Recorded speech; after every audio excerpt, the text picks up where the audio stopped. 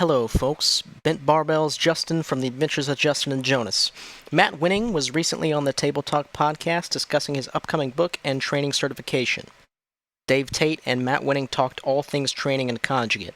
But there's a specific clip I'd like to bring more light to and dive a little deeper involving the topic of education within lifting and the lack of it in today's gym and training culture, more so in the fact simplistic training methodology has been favored and genetically gifted athletes who lack the knowledge within the subject have now substituted and taken the place of many great minds in the past who have since passed away. The advent of a lot of these super freaks coming out and training very basic to get super strong, CrossFit, and a handful of other variables have forced really training 25 years behind where it was when I came to see you in 2000, when Louis was putting out his best articles, when Paul Kuhn was still writing for all these big things. You had Mike Boyle in his prime. These guys, you had Verkhoshansky still alive. You had Mel Siff was still alive. Francis was still posting shit. Yeah. There's nobody taking their place. Yeah. And I'm not saying that I am that. All I'm saying is, here's the shit. You want to learn it, great, and I will be more than happy to help you along that journey. You make a good. Now, let's look at some of the clips from a few of the great minds Matt Winning mentions in this segment. This upcoming clip is of Charles Poliquin on the Mark Bell Power Podcast. In this clip, Charles Poliquin discusses the many weaknesses of elite level athletes.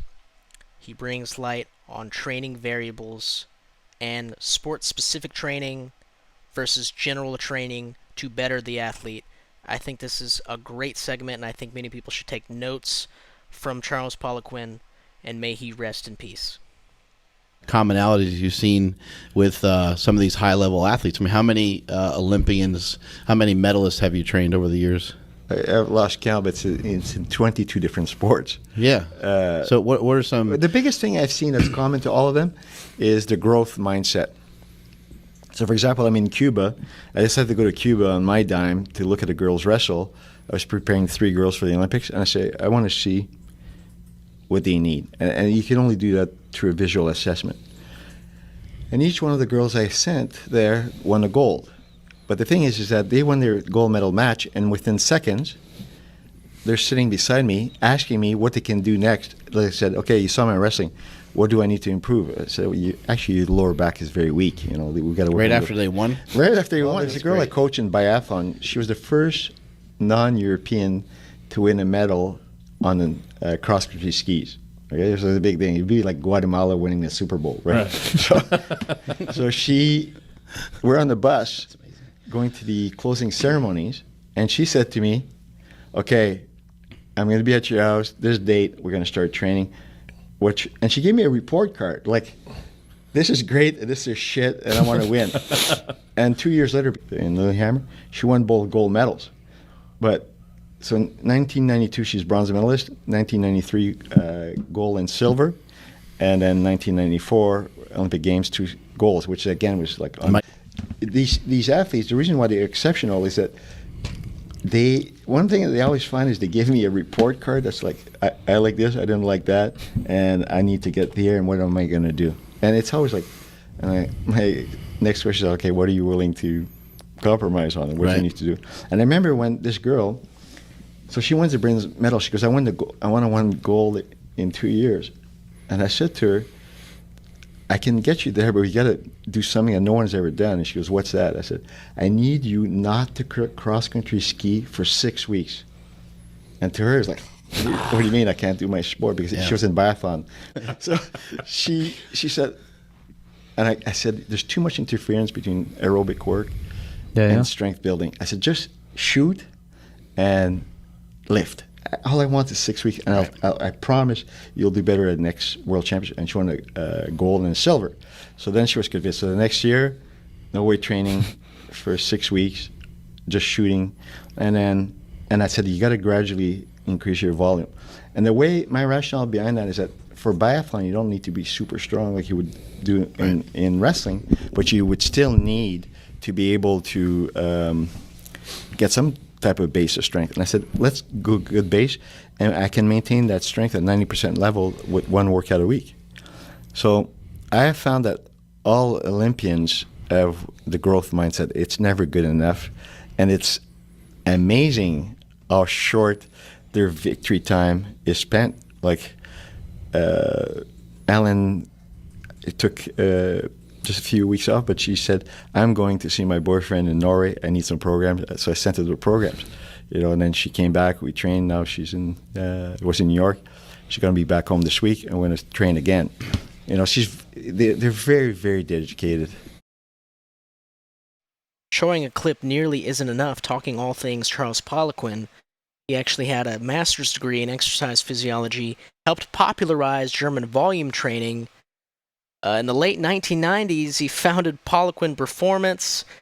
He opened the first Poliquin Performance Center in Phoenix, Arizona, back in 2001. The Poliquin Strength Institute in East Greenwich, Rhode Island in 2009. Throughout this time, he certified coaches in the Poliquin International Certification Program, which includes a body hormone profiling method which he invented called biosignature modulation. He parted ways with Poliquin Performance, subsequently founded another fitness company called Strength Sensei. He trained numerous Olympic and professional athletes. Poliquin published articles in peer-reviewed journals of exercise science and strength and conditioning. His training theories were introduced to bodybuilding community in 1993 through his articles for Muscle Media 2000 magazine, and after 1998 throughout the online and print versions of Testosterone magazine. I mean, this guy, you can go on and on and on. The amount of education this man had and the amount of experience he had speaks mountains compared to just this clip. But I just want to display who Charles Poliquin was and the many great things he had done. This next clip is of Yuri Verkhoshansky, who was a professor, a Russian scientist, pioneered plyometrics training to improve sports and athletic performance through speed strength, and is known as the father of plyometrics. He was the leading researcher, coach most recognized with the spread of plyometrics training. Now this is a little clip of him coaching or training people in depth jumps, which I find very interesting.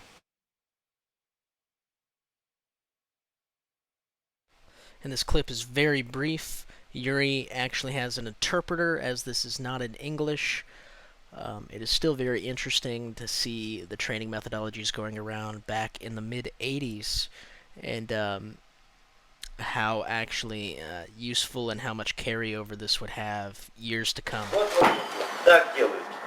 Но самый лучший вариант это отталкивание вверх. But the preferable variant is when you make this take off.